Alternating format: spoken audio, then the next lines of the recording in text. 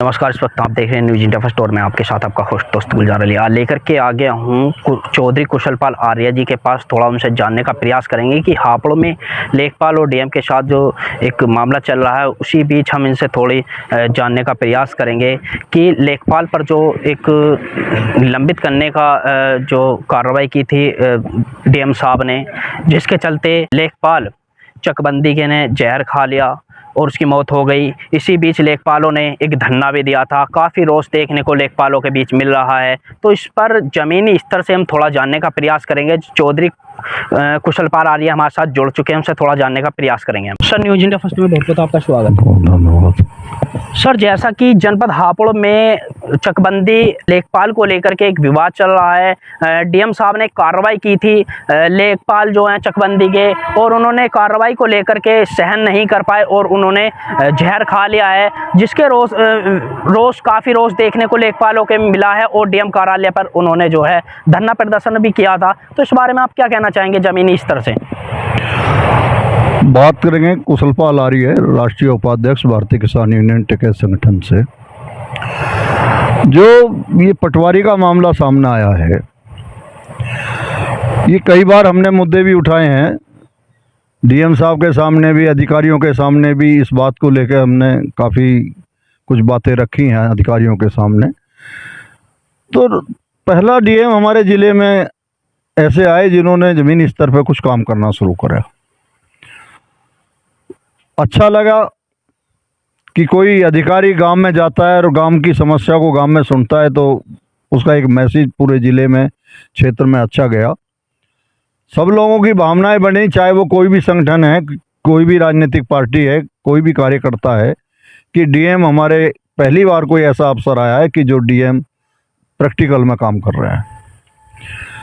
ये किसान के साथ समस्या हुई, उसने अपनी शिकायत रखी डीएम साहब के सामने, डीएम ने एक्शन लिया, हाउ हुल्ला हुआ।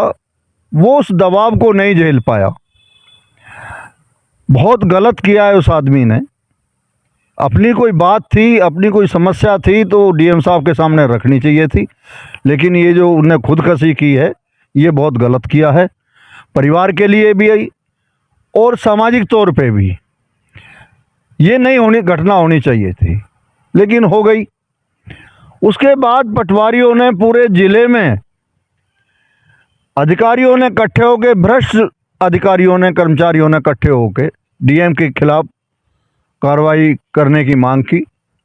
उसमें सब लोग निकल के आए बाहर, सबने डीएम साहब का समर्थन किया। उन्हें इसी दबाव में अपनी बात को वापस लेना पड़ा, क्योंकि हमने भी एक सवाल खड़ा किया है। मैंने भी अपना एक बयान दिया था, उसमें मैंने एक सवाल खड़ा किया था कि जो पटवारी, कानूनगो तहसीलदार, नायब तहसीलदार, जिसने रिश्वत ना ली हो, वो आके अपना बयान दे। किसी ने नहीं बयान दिया। इसका मतलब सब चोर हैं, भ्रष्टाचारी कर रहे हैं, आम आदमी से पैसे मांग रहे हैं, खतौनी पे पैसे मांग रहे हैं। 10-10 हज़ार रुपये की रिश्वत तय हो रही है। उसका हमें नहीं पता, इस बात का हमें कहीं से पता लगा कि डीएम साहब पता नहीं किसके दबाव में आए, कर्मचारियों के दबाव में हैं, या राजनेताओं के दबाव में हैं, या सरकारी अमले के दबाव में हैं। उन्होंने उस किसान पर केस करा दिया।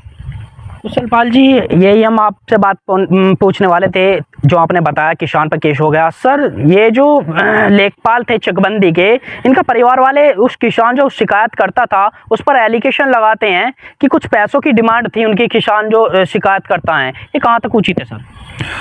मुझे नहीं लगता इसमें कि वो किसान पैसे मांग रहा था। उससे पैसे मांगे जा रहे थे, उससे पैसे मांगे जा रहे थे।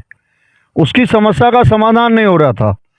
जब समस्या का समाधान नहीं हो रहा था, तभी तो डीएम साहब के सामने अपनी बात उस आदमी ने रखी।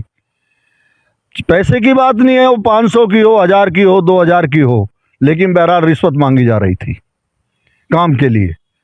वो देने में असमर्थ था। डीएम साहब ने कार्रवाई कर दी, उसको सस्पेंड किया। उसके और भी कारनामे थे, उसे बह लगा कि तू खतरे से खाली नहीं है, और गिलानी में आकर उसने अपनी आत्महत्या कर ली। सर, जैसा कि हमारे जनपद हापुड़ के जो डीएम साहब हैं, उनकी कार्यशैली को देख करके बहुत ही प्रभावित लोग हो रहे हैं, बहुत ही प्रशंसा करते हैं उनकी। तो कहीं ना कहीं जैसा कि ये कदम ये उठते जा रहे हैं डीएम साहब के, तो कहीं ना कहीं भ्रष्टाचार पर सफाया होने में काफ़ी समय नहीं लगेगा। हम इस मामले में डीएम साहब की तारीफ करते हैं कि डीएम साहब जो काम कर रहे हैं, प्रैक्टिकल में गांवों में पहुंच रहे हैं और बगैर किसी सवारी के भी पहुंच रहे हैं। एक उन्होंने भय पैदा किया है कर्मचारियों के अंदर, और जिले के अधिकारी का भय नहीं होगा तो किसका होगा? थाने में यदि इंस्पेक्टर का भय नहीं होगा तो किसका होगा? तो ये भय होना ज़रूरी है, तभी हम भ्रष्टाचारी को रोक सकते हैं, भ्रष्टाचार को कम कर सकते हैं। डीएम साहब जो कदम उठा रहे हैं वो उन्होंने ठीक कदम उठाया, इसीलिए सब लोगों ने उनका समर्थन किया है। ये जो कदम उठाया कि उस किसान के खिलाफ मुकदमा कायम हुआ है, मैं ये कहना चाहता हूँ, इसमें बड़ी पीड़ा के साथ कहना चाहता हूँ कि हमने एक ईमानदार आदमी का समर्थन किया है, क्योंकि डीएम साहब में हमें ईमानदारी झलकी, काम करने की क्षमता झमकी। यदि वो दबाव में आके किसान पे मुकदमा कराएंगे तो उस चीज़ को भी भारतीय किसान यूनियन टिकैत बर्दाश्त नहीं करेगी। हम अपने उस किसान के खिलाफ मुकदमा कायम नहीं होने देंगे। डीएम साहब काम कर रहे हैं, उनके अच्छे कार्य के लिए हम उनके साथ खड़े हैं। यदि वो दबाव में आके किसी किसान को नुकसान पहुंचाएंगे, किसी मजदूर को नुकसान पहुंचाएंगे, किसी को परेशानी होगी, तो हम डीएम साहब के खिलाफ कलेक्ट्रेट पर धरना भी देंगे, उनके खिलाफ आवाज़ भी उठाएंगे, उस परिवार को न्याय दिलाने की बात करेंगे, किसान पर मुकदमा नहीं होने देंगे। देखिए, सभी दर्शक हमारे चैनल से न्यूज इंडिया फर्स्ट से जुड़ चुके थे और आप इस वक्त देख रहे थे चौधरी कुशलपाल आर्य जी को। इन्होंने कहा है कि हम सच्चाई की राह पर चलते हैं और सच्चाई के साथ खड़े हैं।